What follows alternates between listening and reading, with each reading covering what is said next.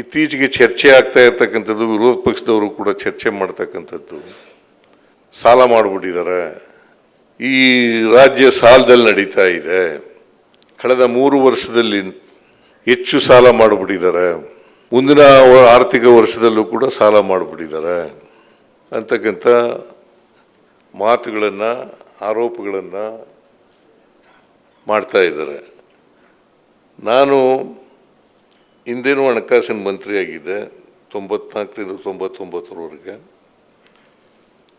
ಆಮೇಲೆ ಮತ್ತೆ ಧರ್ಮಸಿಂಗ್ ಅವರು ಮುಖ್ಯಮಂತ್ರಿ ಆಗಿರುವಾಗ ಕೂಡ ಹಣಕಾಸಿನ ಮಂತ್ರಿ ಆಗಿದ್ದೆ. ಆಮೇಲೆ ನಾನು 2013ರಿಂದ 2018ರವರೆಗೂ ಮುಖ್ಯಮಂತ್ರಿ ಆಗಿರುವಾಗ ಹಣಕಾಸಿನ ಮಂತ್ರಿ ಆಗಿದೆ. ಈಗ ಮತ್ತೆ 2023ರಿಂದ ಇಲ್ಲಿವರೆಗೂ ಕೂಡ ಮುಖ್ಯಮಂತ್ರಿ ಆಗಿದ್ದೇನೆ, ಹಣಕಾಸಿನ ಮಂತ್ರಿನೂ ಕೂಡ ಆಗಿದ್ದೇನೆ. ಒಟ್ಟು ಇದು 17ನೇ ಆಯವ್ಯಯ. ಈಗ ಮಂಡಿಸಿರ್ತಕ್ಕಂಥದ್ದು, ಮೊನ್ನೆ ಮಂಡಿಸಿರ್ತಕ್ಕಂಥದ್ದು ಅಂದರೆ ಮುಂದಿನ ವರ್ಷಕ್ಕೆ 26-27ಕ್ಕೆ ಮಂಡಿಸಿರ್ತಕ್ಕಂಥ ಆಯವ್ಯಯ 17ನೇ ಆಯವ್ಯಯ.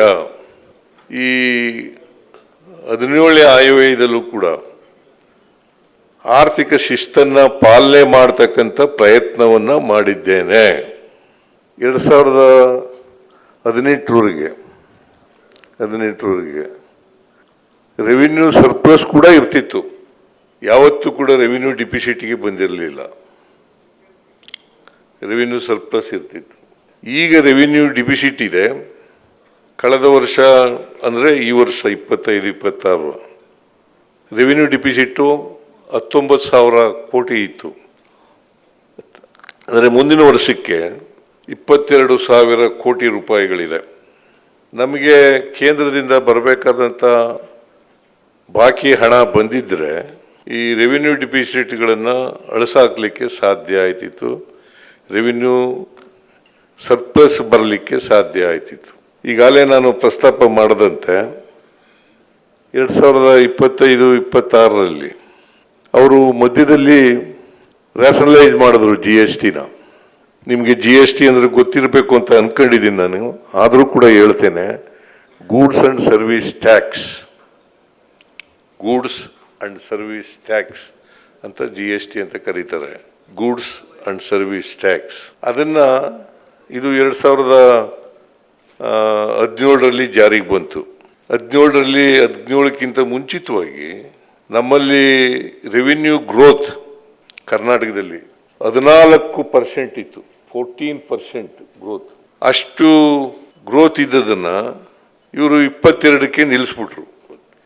ಪರಿಹಾರ ಕೊಡ್ತಾ ಇದ್ರು, 14% ಪರಿಹಾರ ಕೊಡ್ತಾ ಇದ್ರು, 5 ವರ್ಷ ಪರಿಹಾರ ಕೊಟ್ಟರು, 22ರಲ್ಲಿ ನಿಲ್ಲಿಸಿದ್ರು. ಅದು ನಿಲ್ಲಿಸಿದ್ರಿಂದಲೂ ಕೂಡ ರೆವಿನ್ಯೂ ಡಿಫಿಸಿಟ್ ಆಗಲಿಕ್ಕೆ ಕಾರಣ ಆಯಿತು ಅಂತಕ್ಕಂಥದ್ದನ್ನು ನಾವು ಅರ್ಥ ಮಾಡ್ಕೋಬೇಕಾಗ್ತದೆ. 17ರಿಂದ 22ರವರೆಗೆ ಪರಿಹಾರ ಅಂತ ಕೊಡ್ತಿದ್ರು. ಈ ಪರಿಹಾರ ಕೊಡ್ತಾ ಇದನ್ನು 22ರಲ್ಲಿ ನಿಲ್ಲಿಸ್ಬಿಟ್ರು.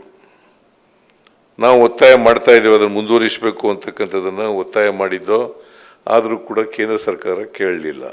ಆ ಪರಿಹಾರ ಕೊಟ್ಟಿದ್ರೆ ಬಹುಶಃ ಎಲ್ಲಿವರೆಗೆ ನಾವು 14% ಗ್ರೋತನ್ನು ತಲುಪ್ತೀವಿ ಅಲ್ಲಿವರೆಗೆ ಕೊಟ್ಟಿದ್ರೆ ರೆವಿನ್ಯೂ ಡಿಫಿಸಿಟ್ ಆಗಲಿಕ್ಕೆ ಸಾಧ್ಯ ಆಯ್ತಿರಲಿಲ್ಲ.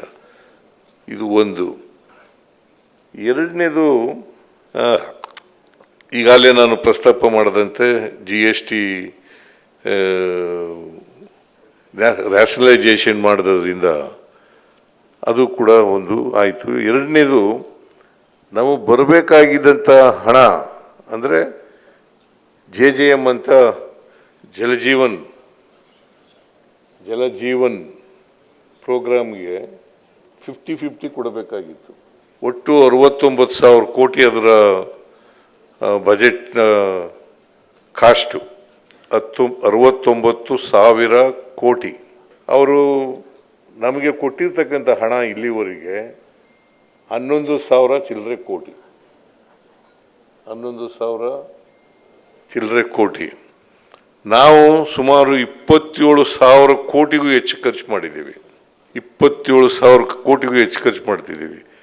ಅಂದರೆ ಕೇಂದ್ರದ ಪಾಲನ್ನು ಕೂಡ ನಾವೇ ಕೊಟ್ಟಿದ್ದೀವಿ. ಅವರು 19,000 ಕೋಟಿ ಕೊಡಬೇಕಾಗಿತ್ತು, ಆದರೆ 11,000 ಕೋಟಿ ಕೊಟ್ಟಿದ್ದಾರೆ. ಅವ್ರ ಪಾಲನ್ನು ಕೂಡ ನಾವೇ ಕೊಟ್ಟಿದ್ದೀವಿ. ಅದರಿಂದ ಆ ದುಡ್ಡು ಬಂದಿದ್ರೂ ಕೂಡ ನಮಗೆ ಇಷ್ಟೊಂದು ರೆವಿನ್ಯೂ ಡಿಫಿಸಿಟ್ ಆಗಲಿಕ್ಕೆ ಸಾಧ್ಯ ಆಗ್ತಾ ಇರಲಿಲ್ಲ. ಇದನ್ನು ತಮಗೆ ಸ್ಪಷ್ಟಪಡಿಸಲಿಕ್ಕೆ ಬಯಸ್ತಾ ಇದ್ದೇನೆ. ಕರ್ನಾಟಕದ GDP ಈ ವರ್ಷ 25-26ರಲ್ಲಿ ಬೆಳವಣಿಗೆ ದರ 8.1%. ರಾಷ್ಟ್ರೀಯ ಸರಾಸರಿ ಎಷ್ಟಪ್ಪ ಇದೆ ಅಂತಂದರೆ ರೆವಿನ್ಯೂ ಡಿಫಿಸಿಟ್ ಆಗಲಿಕ್ಕೆ ಸಾಧ್ಯ ಆಗ್ತಾ ಇರಲಿಲ್ಲ. ಇದನ್ನು ತಮಗೆ ಸ್ಪಷ್ಟಪಡಿಸಲಿಕ್ಕೆ ಬಯಸ್ತಾ ಇದ್ದೇನೆ.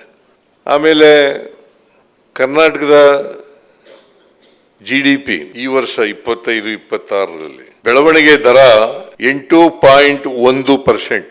ರಾಷ್ಟ್ರೀಯ ಸರಾಸರಿ ಎಷ್ಟಪ್ಪ ಇದೆ ಅಂತಂದರೆ 7.4. ನಮ್ಮದು 8.1 ಬೆಳವಣಿಗೆ ದರ, GSDP ದರ ಬೆಳವಣಿಗೆ.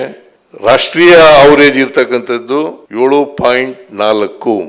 ಅಂದರೆ ರಾಷ್ಟ್ರೀಯ ಸರಾಸರಿಗಿಂತ ಕರ್ನಾಟಕದ GSDP ಬೆಳವಣಿಗೆ ದರ ಹೆಚ್ಚಾಗಿದೆ ಅಂತಕ್ಕಂಥದ್ದನ್ನು ತಮಗೆ ತಿಳಿಸ್ಲಿಕ್ಕೆ ಬಯಸ್ತಾ ಇದ್ದೇನೆ.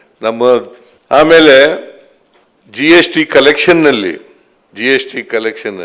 ಕರ್ನಾಟಕ 2ನೇ ಸ್ಥಾನದಲ್ಲಿದೆ, ಇಡೀ ದೇಶದಲ್ಲಿ 2ನೇ ಸ್ಥಾನದಲ್ಲಿದೆ.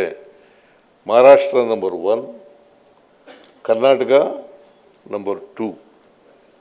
GSDP ಕಲೆಕ್ಷನ್ನಲ್ಲಿ ಇದು 2ನೇ ಸ್ಥಾನದಲ್ಲಿದೆ. ಅದರಿಂದ ನಾನು ಯಾಕೆ ಇದನ್ನೆಲ್ಲ ಹೇಳ್ತೀನಿ ನಿಮಗೆ,